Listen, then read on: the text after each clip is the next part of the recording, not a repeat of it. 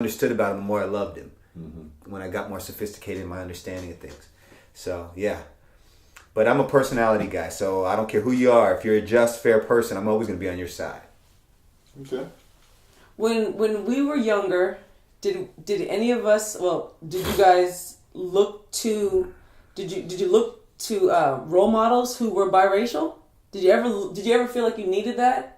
I would have loved to have known. I got into Bob Marley at 30. I wish I would have known him earlier, because that would have given me a lot of confidence. Because that's another black man that I am very. I love everything about the individual. You know, he's fair, he's honest, he's the real deal, he's talented. But the question was, you never felt like you needed to find biracial. I didn't know until I saw it, and then I was like, "Ooh, I wish I would have known Bob Marley earlier." That it was. But you didn't need that when you were young. I didn't need it when I was young. Because you were like, you needed it, but you didn't know you needed it. I didn't know I needed it, right?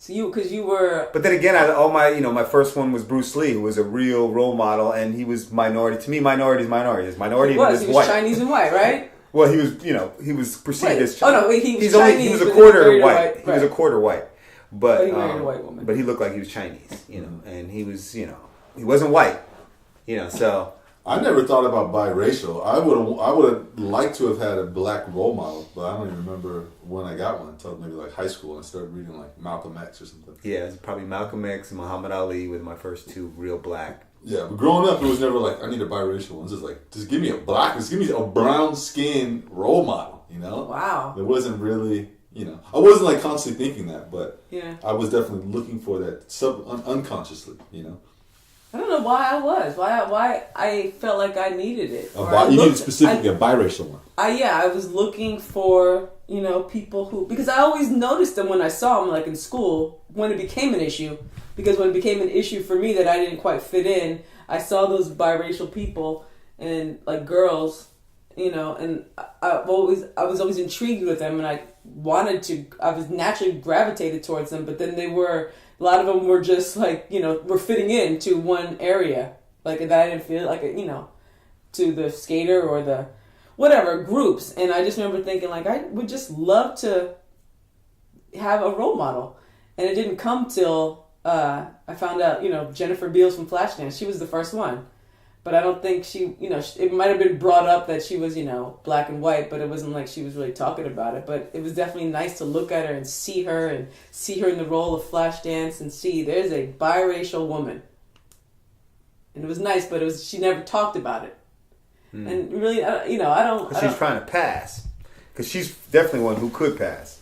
Yeah, but I don't think she was trying to pass. I just think that she talks now and she's like, I didn't have any role models either. I didn't know which way to go. I just got a role, and I just didn't feel like I had to overly talk about being biracial.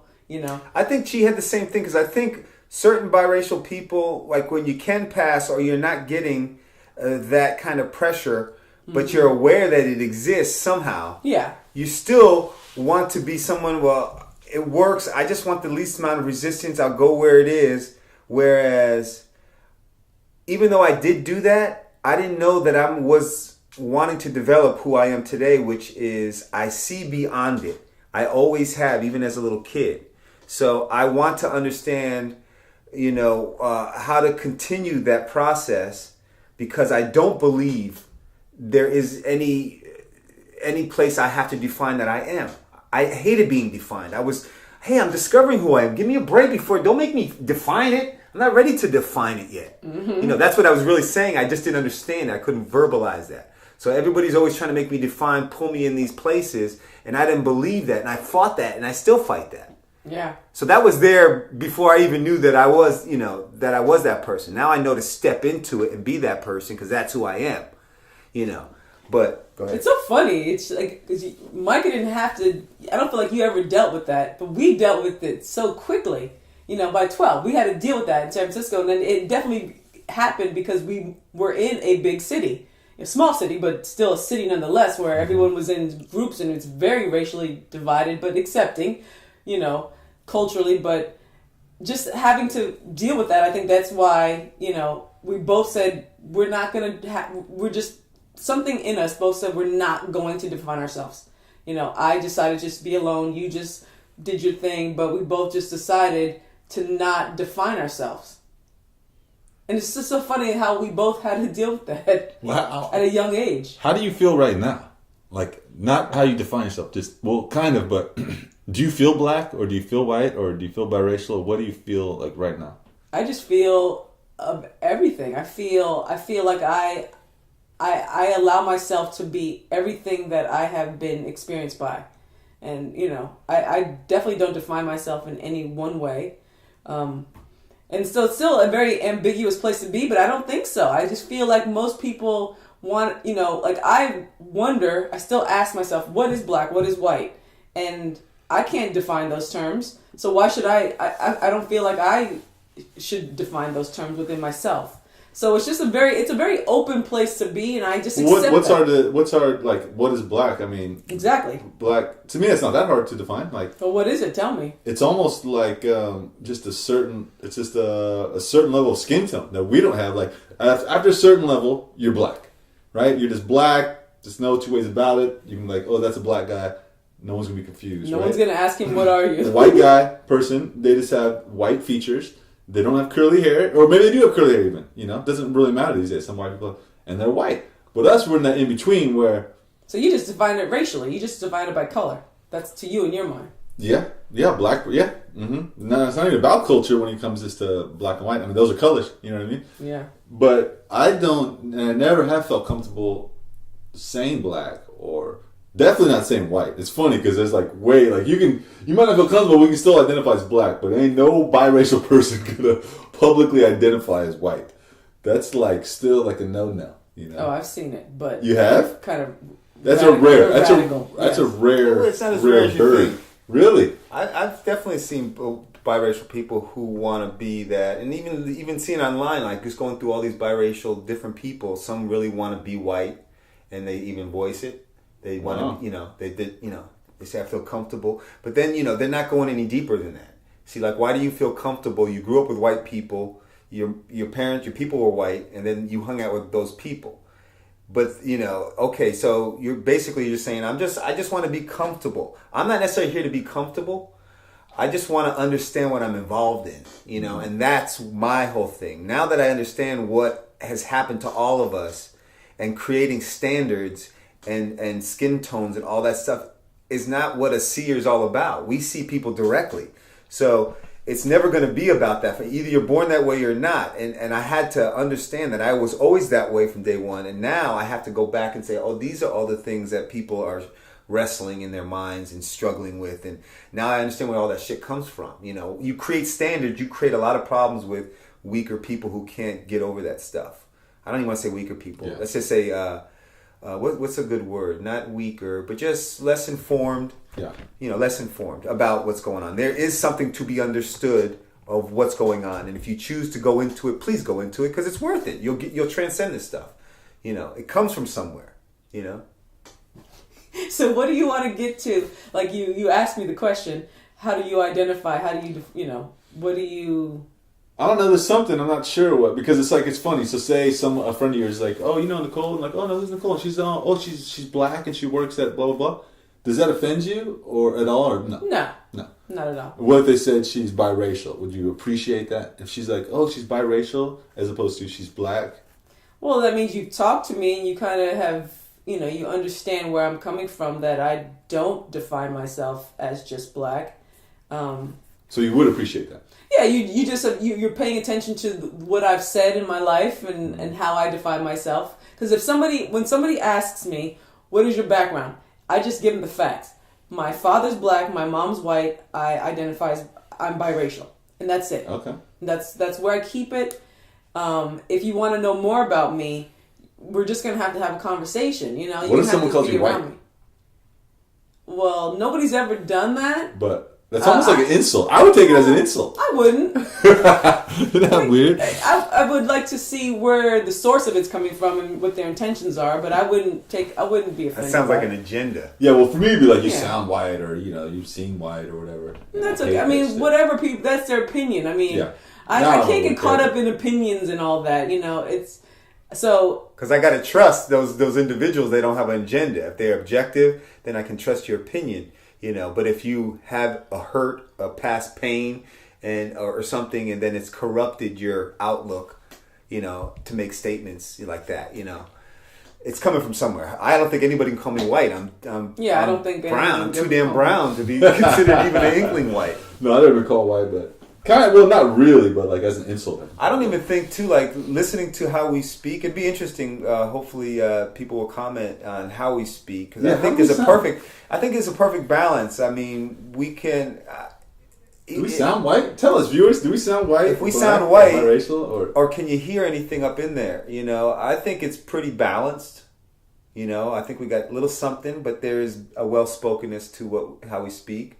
But we are a product of where we were raised, and we were raised around white people who spoke proper English and really loved the language itself and really got into it. So they were always keeping us. Right, everyone's in the educational field. I have a degree in English with the emphasis of creative writing. I mean, we have a love for the spoken word and for writing in our family. Grandma and Betty and my mom. I believe your mom. I don't know. Does she like? No. Yeah. That's another thing too. Like, just like I grew up saying nigga my whole life. In the Bay Area. I don't say it now, but I think there's something to be said about when certain black people say keep it real and talk any old kind of way you want to talk. And that's great too if you choose to do that. But we are living in a world, it's you have to acknowledge the way it is and say the way you want it to be. And I like the fact that I can talk like that sometimes around certain people. I can pick and choose when I'm going to talk like that. You know what I mean? You could call it cooning, soft shoeing, adapting. But I think adaptation is a part of survival, and to get caught up in saying, well, this is who we are, and we're going to talk like this no matter what. Keep it real. You know what I mean? Yeah. I can see that point of view too. But if you take all that comes with it, great. But I like the fact of adapting to the world that's changing all the time. And knowing when to speak and use the world, play with the world, have fun with the world. And have dimension so you can adapt to the world. You know what I mean? Learn new technology. To stay in a state where you're comfortable is one thing, and you call that keeping it real, but the world's changing. You're going to get left behind if you're not adapting to it and know how to speak to some people this way and speak to that person some way, I think, it's interesting too. There's a certain level you just speak with no agenda, right? That's your natural voice.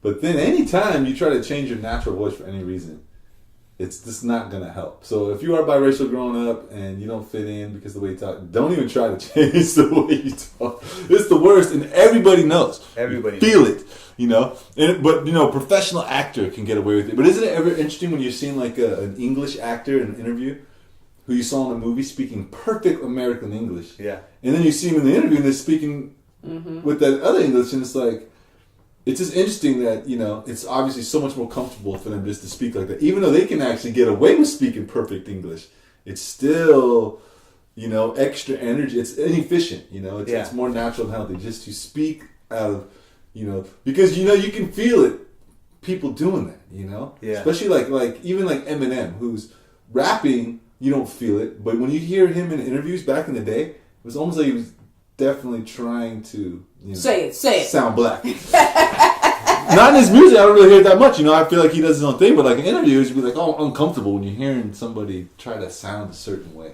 Yeah, it's a weird phenomenon, but it's like say you're speaking with your voice, and your natural voice, and you can speak the way I said nigga in the day. I'd still be speaking in my natural voice. Exactly. But, I can also speak in my natural voice, proper English, and adapt and, not if I'm at a job interview, I'm like, hey, what's up, nigga? You gonna hire a nigga?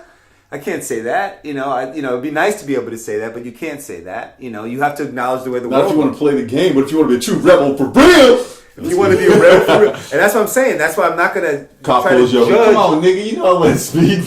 Right? Come on, nigga. Don't make me work 8 hours. Let a nigga get 6 and get paid the full 40. You can talk like that, but, I say, just be, like you said, be authentic, because we all like authenticness. Yeah. It resonates. Even I don't know if that's a word. what we see beyond race. That's what we see we've beyond always race. Seen beyond wherever race. you are, wherever color you are, if you're authentic and proud of where you come from and not apologizing, that's my tribe. Other people, I'd like to help those people that have insecurities that they don't even know where they come from. And those that they choose to hang around have the same insecurities. So where do you think you're going to go if you're not hanging around? You got to pick and choose who you hang around.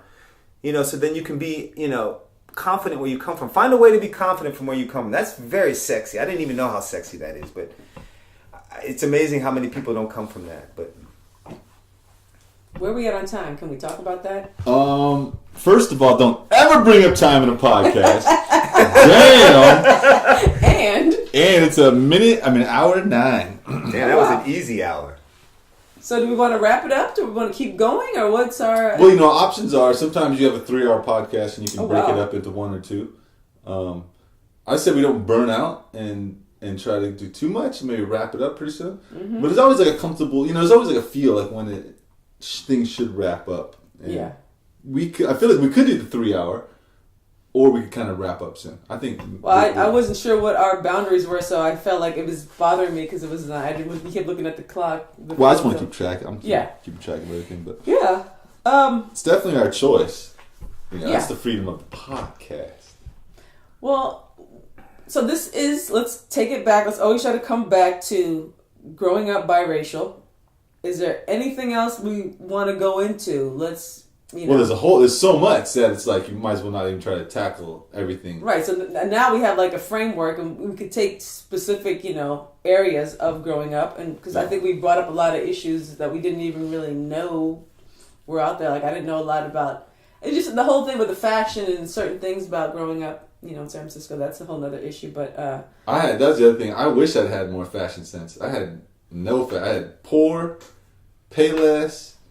Just, is it clean? Does it? Now I don't even care if it fits, because nothing fits my tall, lanky body growing up.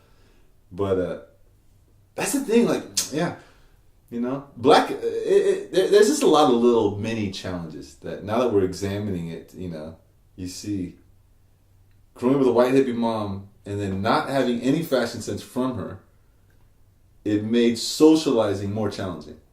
Whereas, like you said, when you started getting your fashion on, your social world opens up to you a bit. It does. I had no clue what probably the word fashion meant. You know what I mean? Mm-hmm. No parent is perfect, but I bet I would have been more aware of it if I had been around more black people. Or just a lot of other non-white people. Well, yeah, it's almost like white people get dressed in their expensive clothes somewhat by their parents, and they just look nice. It's not about more individual. But other cultures, seems like they get a little more individualistic. Yeah. Because they don't have the money just to buy the, top notch, so they got to get a little creative. And when they do get that top notch, they build around it and stuff. Yeah. Whereas me, there was not even a concept like matching, smooth as a fit, this color, that color, nothing. Not until after high school, Not till recently. Really, till recently. And you made me come back to it. Like, I was just getting all lazy with my, and it's like, oh, you know what? It does feel good being nice. And I used to, like I said, I used to make my own clothes. Instead of doing my homework, I'm making my clothes for the next day. I'm like, that's my homework. Right, ironing. I mean, I had to iron the pleats, each pleat down to the bottom of the pant leg. In these pleats, and so I'm ironing, I'm preparing my clothes for the next day, which takes hours, I remember in high school or in junior high, you were on a sewing machine. I was on a sewing machine. He learned how to use a sewing machine. And on his own? You learned on your own? I think our mom helped you. Well, she mom did. helped But you. it was your That's initiative. where the sewing machine came But from. that old sewing machine nobody used, I brought it to life again, started using it. And he would be up in the kitchen sewing. A young man. Where's that nigga at? I was a seamstress. I'm sewing in the kitchen. Where's that nigga that seamstress? Hey, you know what? Let's beat his ass tomorrow. Who, that seamstress? Yeah, let's beat the seamstress ass tomorrow. Yeah, I remember even Derek got way. Oh God, should we explain this Rome thing? I keep saying Rome's got 2 names. My legitimate name is Derek Knowles. Your government. The name that you decided to alter into. And then I came up with Rome Drifter, and that's my other name. So that's your Austin name. So they get it mixed up. But yeah, we call him. But I remember back in the day, when we were in high school or it was junior high, and he would be up in the bathroom trying to get that pompadour. He wanted to get that straight pompadour.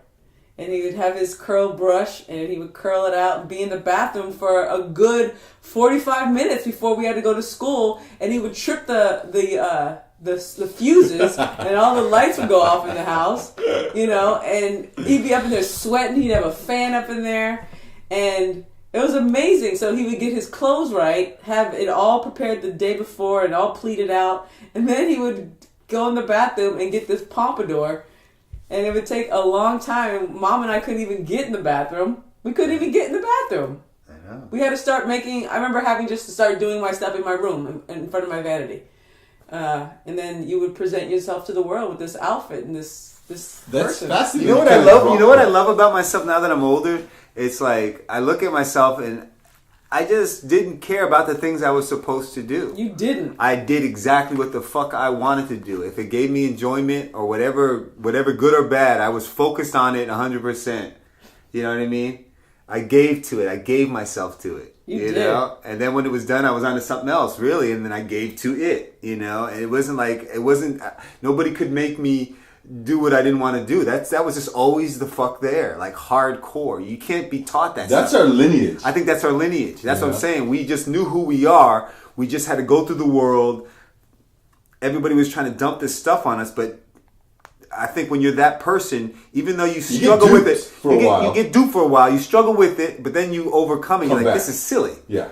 And then you start off that way, you get duped, and then you come back because there's no other choice for it. And then you never have to deal with that issue again. There'll be new ones to deal with, but But some people, as I got older, realized they don't ever stop struggling with that stuff. And that's what I want to help the world a little bit with these podcasts that we're going to do. I have a question that might be a good one, and maybe not. If you could pick, but I'm going to ask both of you this. If you could pick the ideal race if you were to have children. Another side note, none of us have any children. Mm-hmm. Anybody biracial in my family does not have children. At least in my immediate family, and Nicole and Derek, Rome / Drifter, Knowles. God. If you could pick the race of the father of your children, what would it be? That's easy. What is it? It's not any race. It just would be somebody that I have a connection with. A raceless man? I mean, it would just be... No, okay, you're saying that, but I find that a little bit hard to believe. So, but I want you to be really honest, all right? Not politically correct. Like, you have the choice. You could be 100% Asian, Mongolian, pure white, a very small, thin Indian, like American Indian, black, biracial. Are you trying to... the real question is, are you really trying to say that we wouldn't prefer on some level to be biracial? I think you're also asking the wrong question of someone like me who doesn't want to have kids, so I can't even really think through that visual. Like, I never wanted to have kids. I knew that early on. But you still don't have any inkling of a hint of a desire to have kids? No.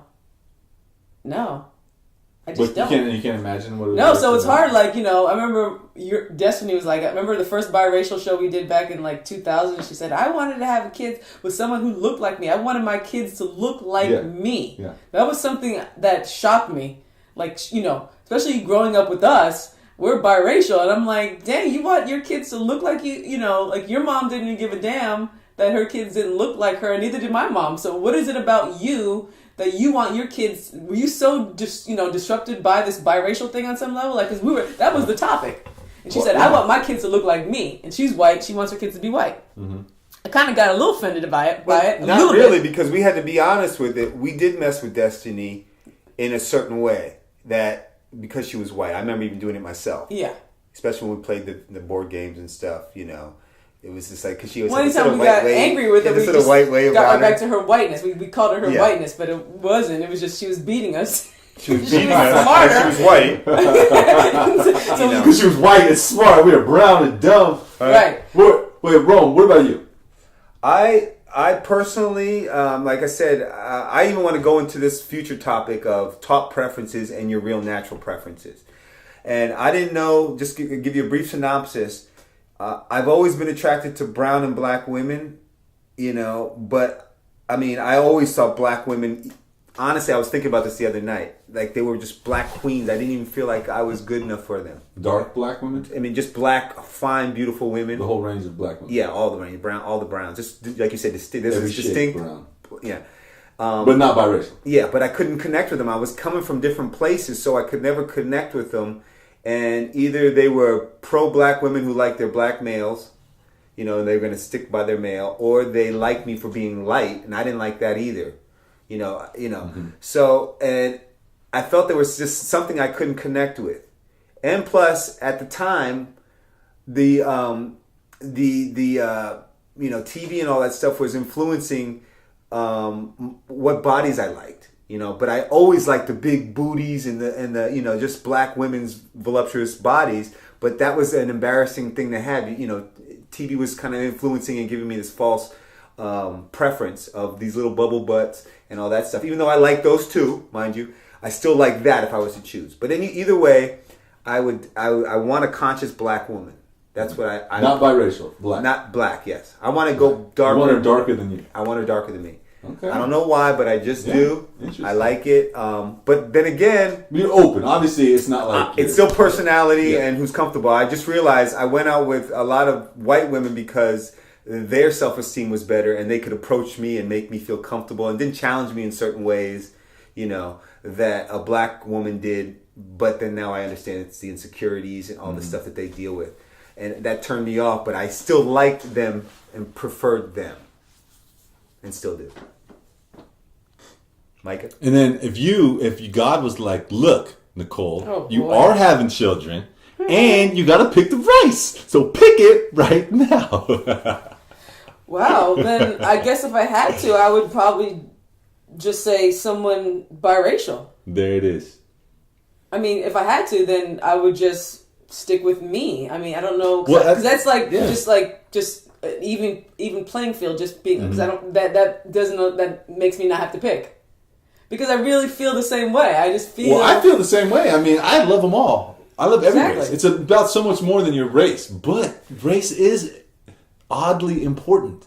It does influence you all the way down to your DNA and on subconscious levels and influences on so many levels that we're not even aware of, that it is a factor. But obviously there's other factors that are so much more apparent. Like, am I even attracted to you?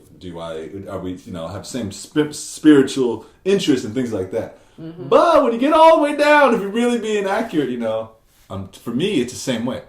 I want to be in love, but if I'm really being honest, when it really comes down to it, if it was my choice, then yeah, they can be biracial. You know? Minimum. But you made me pick.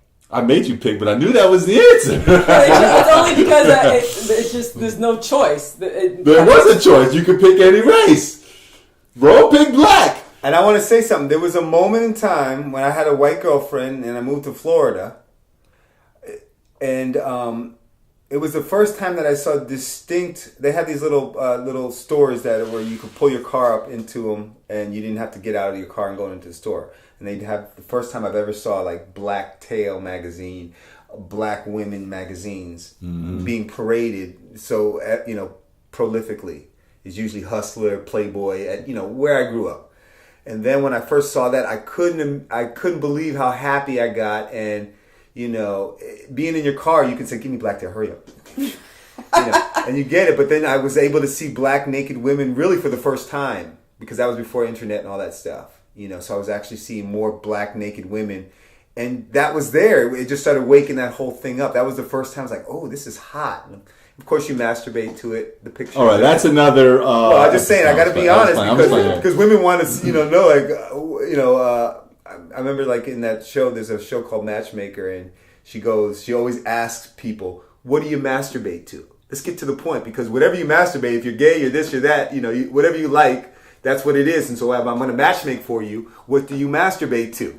You know, and that's really getting to the point of it. Wow, getting real. So, but like I said, I like all races, and it's not even really about that. But like I said, I have my choice. It would be that, because they have the curves. I'm a butt man. And where does butt come from? Africa. I'm going to get a lot of grief on that one, because we know butts come from every race. All right, so I think we're about a good stopping point. What do you guys feel? On butts? Let's have maybe one more statement. One more. Rome's statement, I'll say for him, is whoever you masturbate to, that's who you should have children with. Oh man. Oh, an ending statement.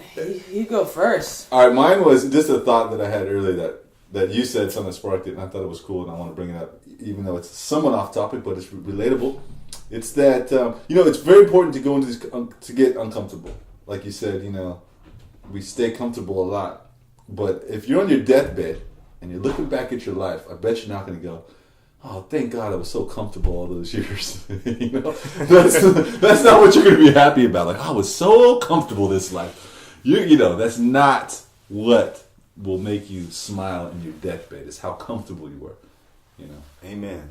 So that's my thought of the moment, or end of the show thought. I guess mine would be something that I've always known, but it was put into perspective sort of the other day. But I just have a problem with the defining of myself, especially by the way that somebody sees me, or the way that society as a whole is going to see anybody, especially me. And it's something that I guess it was brought about early when the issue of being biracial was talked about, and somebody in the argument was, well, this is how society is going to see you. They're going to see you as a person of color, a black person, so you might as well identify as that. And when I look up a lot of people who are biracial, they adhere to that type of argument, and then they define themselves based on that.